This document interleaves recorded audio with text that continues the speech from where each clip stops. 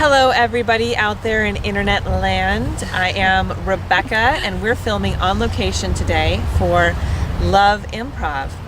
We have a very special guest as a part of our series named Melissa Walker. None other than the lovely, none other. I sound infamous when you say it that way.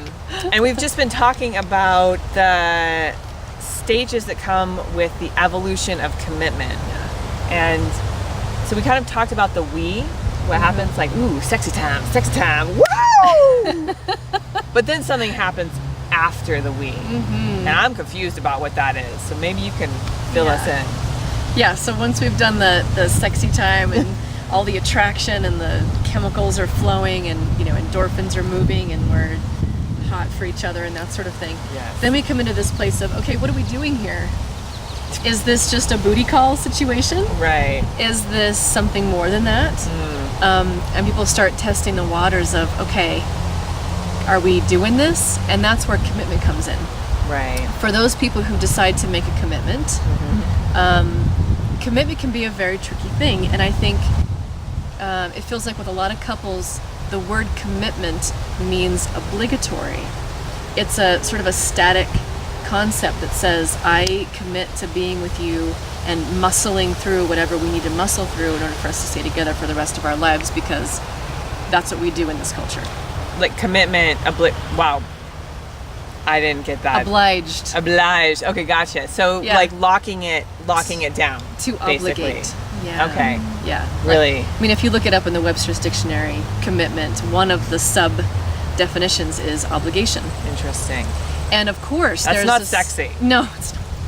It's not sexy. And of course, there's a certain amount of sacrifice that has to happen in relationship to make it work. There's a certain amount of compromise that has to happen, a certain amount of, okay, you love doing this thing, and so I'll support you in doing this thing, even though I'm not a huge fan of whatever that is. Right. So let me ask you then. Yeah. In that moment of like, the fun has been sucked out of the room, or like, yay, okay. So there's this real idea of like, let's hurry up and get into the commitment. We're married and we have the whatnot and so forth. I like to be descriptive. The so on and but whatever. Like once we're there, like after that and you've gone through the routines, the obligation, the playing of roles, and the fun has been sucked out of the room. Like, how do you get that back? Like what refreshes it? Yeah. Basically. Yeah. Well, part of it is saying, okay, what exactly are we committing to? Are we committing to losing ourselves in this relationship and muscling through conflict and not continuing to develop ourselves? And I think if we ask it very explicitly that way, people will say, no, that's not what we committed to. We just committed to getting married or whatever. Right. So it's important that the commitment be a living, breathing situation where we say, okay, yes, we're committed to each other and we have our we time. Right. And then we also have our individual time, and I'm going to keep doing what I do. Like for me with my partner, I love to dance. Sure. And he can appreciate that, and he doesn't love it as much as I do. And that's okay. So I go and I dance, and he does jujitsu, and we share, a love of each other's passions because we love it. But that doesn't mean that we're together all the time and I'm doing jujitsu with him and he's doing dancing with me all the time. But we're still developing ourselves as individuals. Well, like you said, it needs to be living and breathing. Yeah. So you need to be living and breathing and alive Absolutely. in the things that you love. Absolutely. And then he needs to be living and alive in the things that he loves. Yeah. But it takes a certain level of acceptance or would you even say possibly vulnerability to be able to be open to things being other than just a little framework. Yeah, vulnerability is an important piece. That it's not just that we're able to sit with each other when we're sad, when we're angry, but also that we continue to feed the fire of what attracted us to each other in the first place, and that we're vulnerable in our joy. Right. And the things that fire us up and that recharge our batteries, and that we continue to have a relationship with those parts of ourselves. And that's what keeps that fire and that erotic synapse awake and alive between two people. Well, maybe you could say to all of the lovely people watching, a couple things that like maybe feed the fire. Yeah. Like what would that be? Yeah.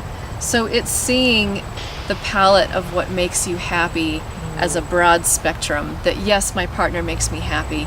Yes, my girlfriends, my guy friends make me happy.